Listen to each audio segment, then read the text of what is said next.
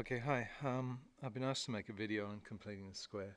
It's a thing a lot of students have a little bit of trouble with, so hopefully this method I show you here will give you a good idea of how to do it and hopefully save you a bit of time. Here's the basic idea. We use some algebra tiles in my classroom. If you don't know what they are, maybe do a little search or I hopefully you'll get it from my little demonstration here. This is x squared plus 6x. Now this block here is x long by x long. It's a square and the length of the sides is x.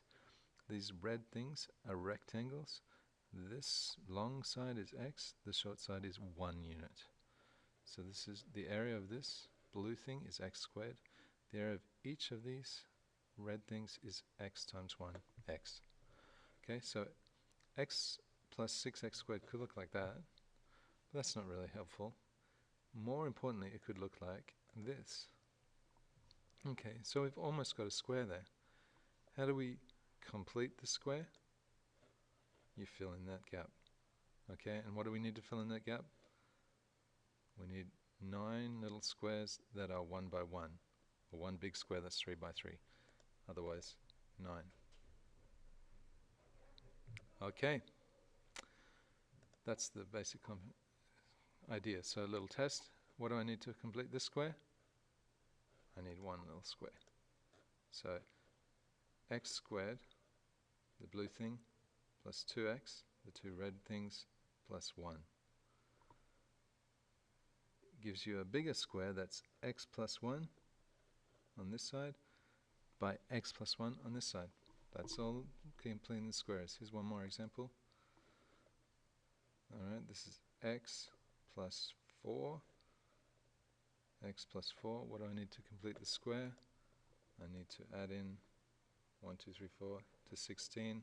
I need 4 extra things. Okay.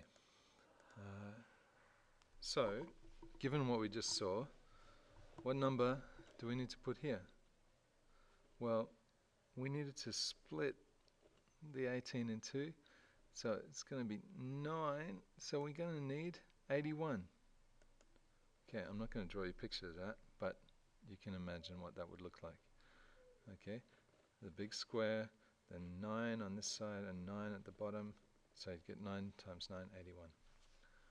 So that's completing the square. Okay, here's a couple of other things. I'm not going to prove these ones to you, but it works. Oh, there's a trick here. Okay, I could show you this example in blocks. I can't really show you this example in blocks with a negative here. Not a negative, a minus sign. But still, it works the same. And so in general, x squared plus bx plus something squared equals x plus something squared. Going to give you a second, see if you can guess what it is. Can you guess? Here. This is 2 times 9. This is 9 squared. So what we're missing is beyond 2. Okay? So in general, that's the squared form. And we need to complete the square.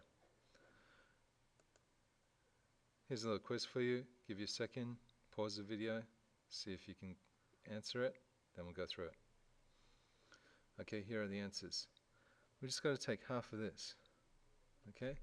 So that's going to be 10. Over here, that's going to be 2. Over here, that's going to be 2.5.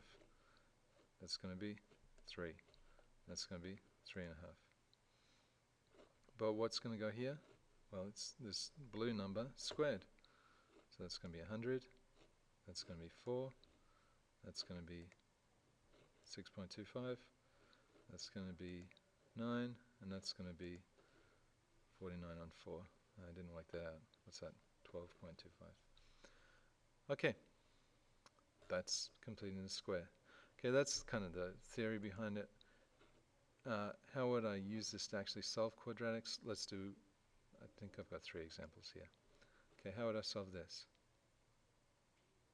Okay, first thing I would do is I would, I know that 8's not a square number, so I'm going to take that over the other side. Okay, now I'm going to change this left-hand side so that it's square. Okay, what number do I have to add to make it square? I have to add 9. So I have to do that to both sides. Why 9? Because it's half of 6 squared.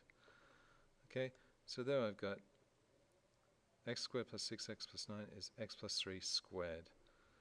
8 plus 9, 17. Okay, I've completed the square. Just to solve the equation, I can take the square root of both sides. Look at that, plus or minus.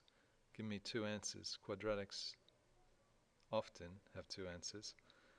I want to know what x is, so I have to take 3 away from both sides. So that's the most neatest way of writing the answer. Okay, give you two more examples. Okay, x squared plus 8x minus 20. Okay, move the linear term, move the constant term to the other side. Okay, find the term that completes the square. In this case, it's half of 8 squared, so that's 16. Factorize the left-hand side, simplify the right-hand side. Take the square root of both sides. Solve for x.